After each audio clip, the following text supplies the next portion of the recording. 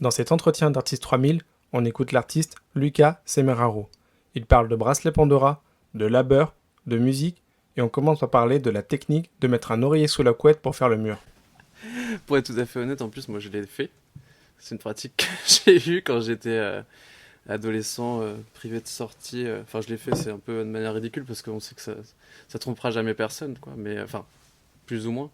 Mais c'est marrant parce que c'est possible que, justement, c'est pas tant la validité de la pratique en soi qui m'est poussé à le faire, mais peut-être l'imagerie que j'avais de ce genre de situation vis-à-vis de certains films et sans me poser trop de questions à ce moment-là, je me suis dit c'est valable de faire ça et donc du coup j'avais mis pareil, des oreillers, des choses comme ça. Je crois que j'avais même un énorme cheval en peluche qui datait vraiment de mon enfance, qui était au placard et qui avait une corpulence assez proche de la mienne. Et du coup, et donc oui, bon bah après par rapport au travail, j'imagine que c'est ça le lien qui peut être envisagé. Il y a ce truc de l'heure, mais qui est un peu trompeur justement dans la manière dont j'ai de faire des pièces. Parce que moi-même, je suis pas sûr de qui j'essaye de leurrer, quoi. C'est-à-dire, quelque part, à ces moments-là, quand j'étais à l'école, je faisais beaucoup comment dire, d'agencement d'objets, on va dire. Euh, de superposition, enfin bon, on peut dire d'assemblage, mais il n'y avait pas d'assemblage dans le sens, on va dire, euh, un assemblage pérenne, quoi. C'est-à-dire qu'en fait, à chaque fois que je faisais les pièces, j'assemblais les objets sans vis, sans rien, juste posé, plus presque un truc de peut-être un peu Ikea, quoi, d'une certaine manière. C'est-à-dire que les choses sont pas fixées, mais les objets ont leur autonomie de meubles dans Ikea où on sait définir qu'on essaie de faire une chambre. Et là, je pense qu'à chaque fois, c'était un peu, moi j'essayais de faire une pièce au lieu de faire ou une exposition. Mais mais j'ai essayé de faire des pièces comme ça, mais c'était toujours à la fin, ça finissait toujours par se désincarner, c'est-à-dire c'était posé au moment où c'était vu, et ensuite dans l'atelier c'était plus une forme alors pas cabinet de curiosité parce que les objets n'étaient pas du tout curieux, justement, ils étaient très familiers, mais plus une sorte voilà non plus d'inventaire, mais déjà de peut-être de construction d'un peu de château d'objets dans l'atelier qui ça prenait une forme, c'était documenté, c'était vu, c'était documenté.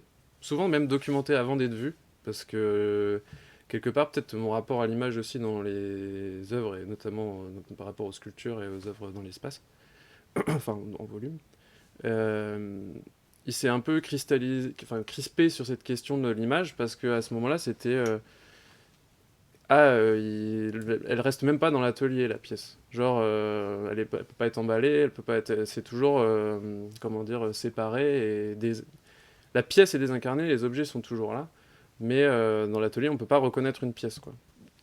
J'ai l'impression que je fais des formes avec maintenant plus tellement que avec des objets, aussi avec des matériaux, mais il y a toujours quand même ces objets qui sont présents. Peut-être j'ai synthétisé quelque chose et j'ai rendu moins.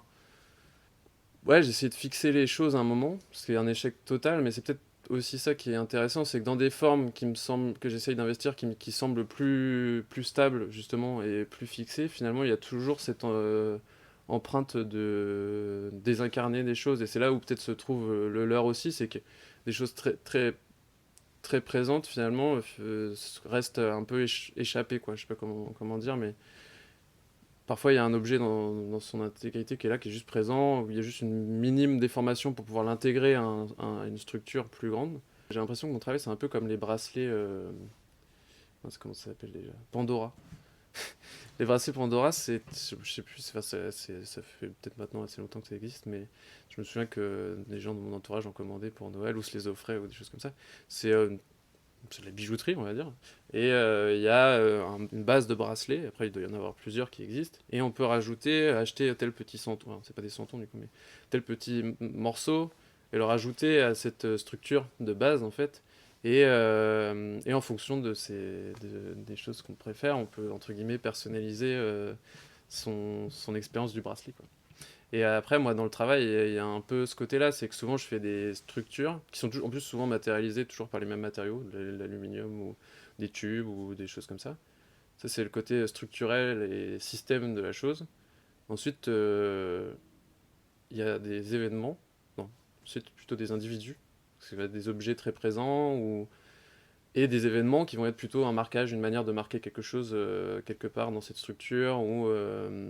Ce qui m'intéresse, c'est soit des fois les collaborations ou le conflit, ou enfin, en tout cas l'échange qu'il peut y avoir entre ces individus, leur rapport à ces événements, et tout ça lié à la structure qui fait l'ensemble, quoi. Et qui fait l'ensemble, je dirais même leur manière d'essayer des fois d'essayer d'échapper à cette structure, en fait. Enfin, ça fait à la fois la borne, et en plus matériellement dans l'espace, c'est ça qui fait en tant qu'objet, en tant que sculpture, c'est ça qui fait la présence, on va dire fixée en temps limite qu'objet d'art, ou je sais pas comment dire, de ces structures-là, mais habité par voilà, ces différents événements et personnages qui créent des choses. Alors, qui créent des choses qui sont en discussion, quoi. Voilà. Vis-à-vis de la technique, je pense que au fond de moi, il y a encore des choses qui, je pense, me semblent pas accessibles par technique, tu vois. Alors que bon, je sais très bien que je pourrais apprendre des choses, enfin, il n'y a pas vraiment de frein. C'est vrai que après, dans la manière dont j'ai eu d'aborder les pièces, j'ai toujours eu une flemme technique, en fait. Mais vraiment une vraie flemme. C'est-à-dire, puis aussi une flemme du labeur, quelque part. Enfin, il y avait un truc, enfin, ce que je considère comme labeur et ce qui me semble être laborieux, quoi. Et c'est peut-être aussi pour ça qu'il y avait, enfin, c'est pour ça qu'il y avait ces agencements d'objets. Parce que finalement, c'était pas très laborieux, il y avait vraiment un côté ludique. Enfin, au moment même de le faire, et après, sûrement au moment de le visualiser. Enfin, après, la technique n'empêche pas forcément le côté ludique des choses, mais je pense que je rechigne. Après, il y a une forme de technique dans ce que je fais quand même, parce que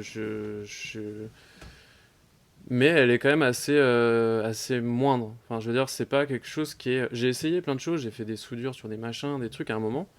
Après, ça, j'ai toujours trouvé que c'était des objets qui me convenaient pas du tout. Enfin, dans le. De toute façon, je savais pas le faire. En fait, je sais même pas forcément. Même quand je sais faire la technique, j'ai l'impression que je ne sais pas particulièrement. Je ne sais pas. Je refuse plus ou moins, mais je n'arrive pas à constituer quelque chose des fois en utilisant cette technique. Et du coup, la technique me pose des problèmes,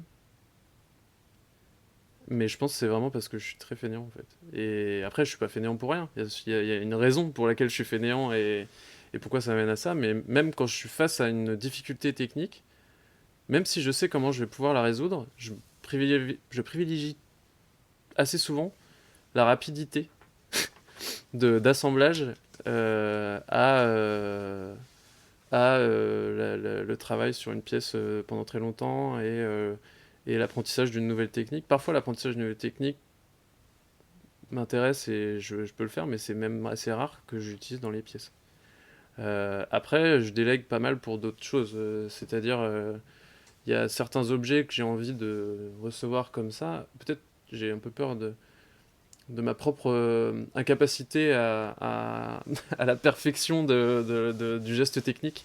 Et quelque part, c'est vrai que je vais plus être attiré par commander une plaque imprimée sur aluminium que de moi-même aller vers des objets où je sens qu'il va falloir travailler une sorte de façonnage extrêmement précis.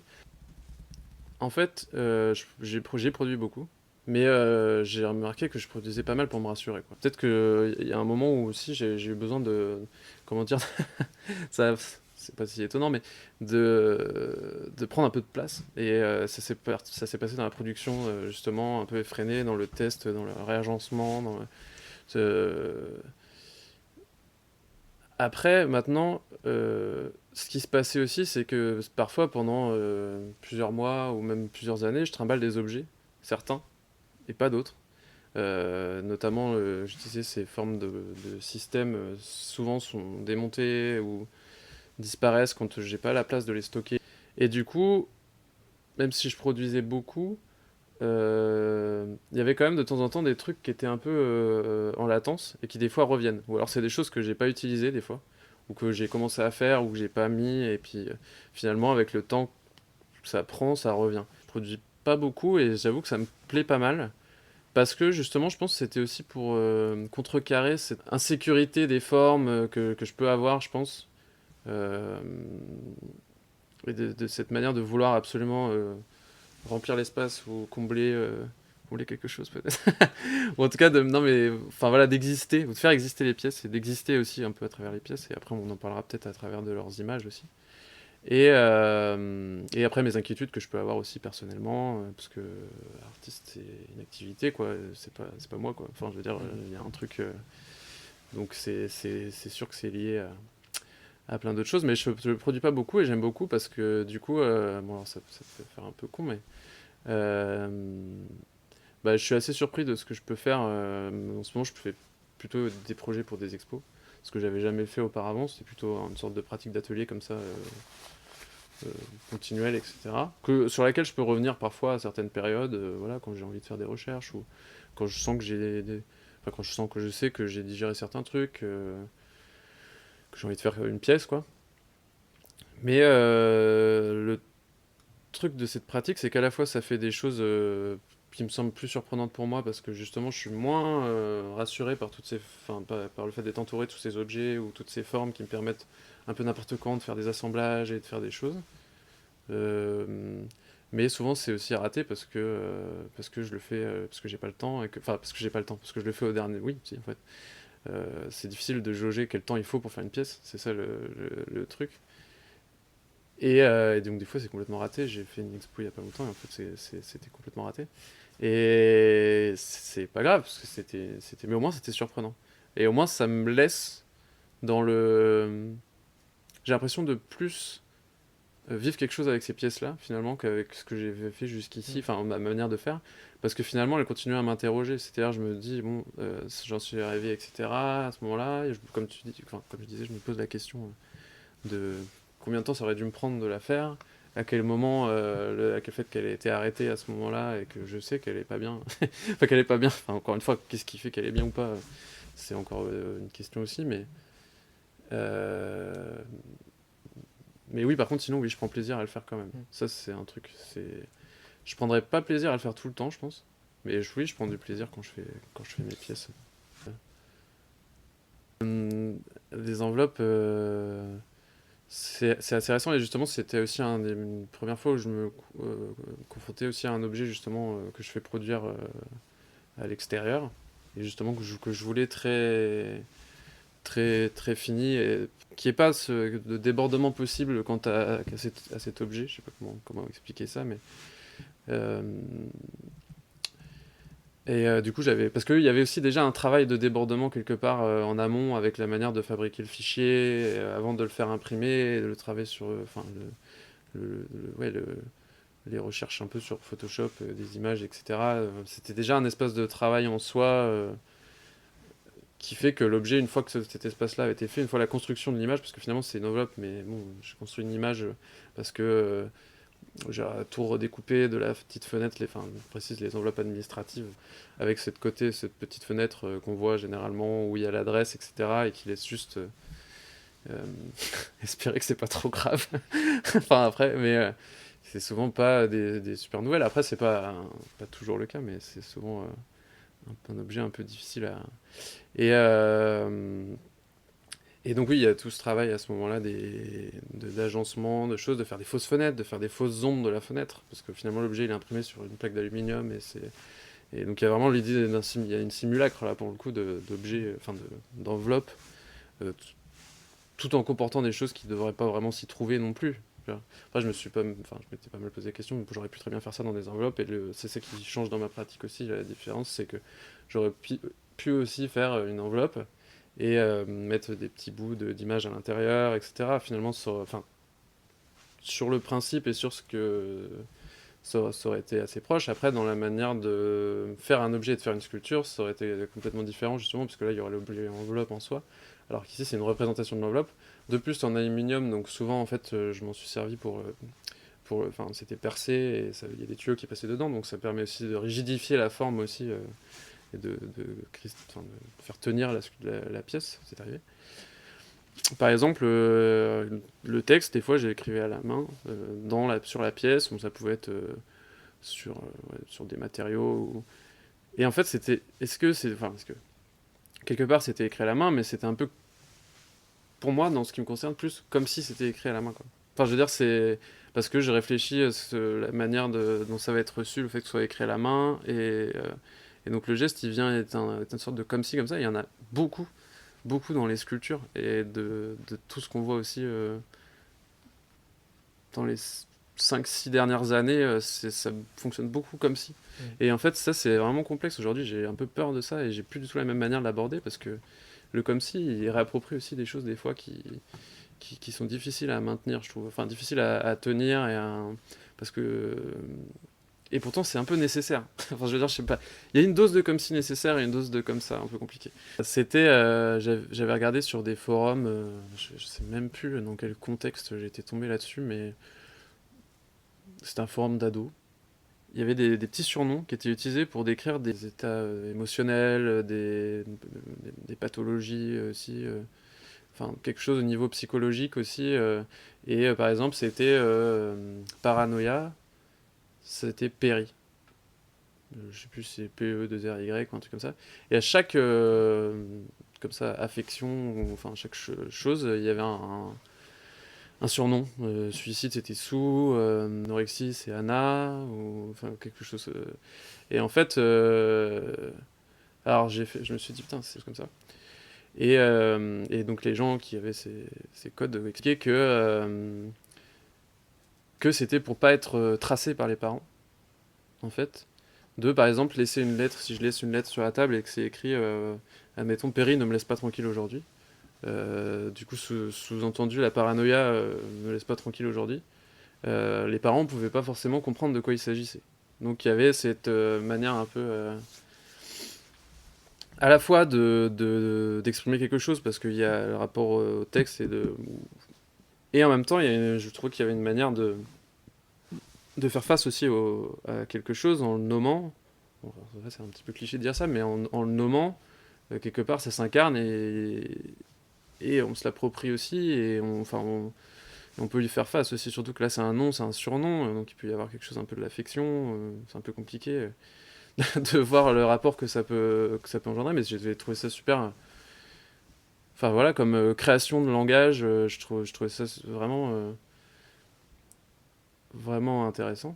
J'hésite toujours à dire intéressant ou j'ai envie de dire beau, mais c'est super difficile de dire ça, en fait, de dire je trouve ça super beau. Dans un sens où c'est tout ce que je veux éviter de faire en tant qu'artiste, et tout ce que je fais quand même, c'est souvent justement de dire ah ça c'est beau, j'en fais quelque chose. Alors que bon, c'est pas la question. Et du coup, ouais, juste pour ça, donc bah, Benny, en fait, moi je me voyais pas l'impliquer et faire des pièces avec écrit Anna dessus en mode super, super dramatique. Enfin, dramatique, enfin, pathos de reprendre. J'aurais pu dire ouais, je trouve ce langage et je me dis ah putain, je vais en faire quelque chose. Et en fait, je me suis dit bah non, bah plutôt que faire ça, bon bah alors certes, je copie carrément leur manière de faire, bon, mais je vais faire mon propre mot, quoi, pour.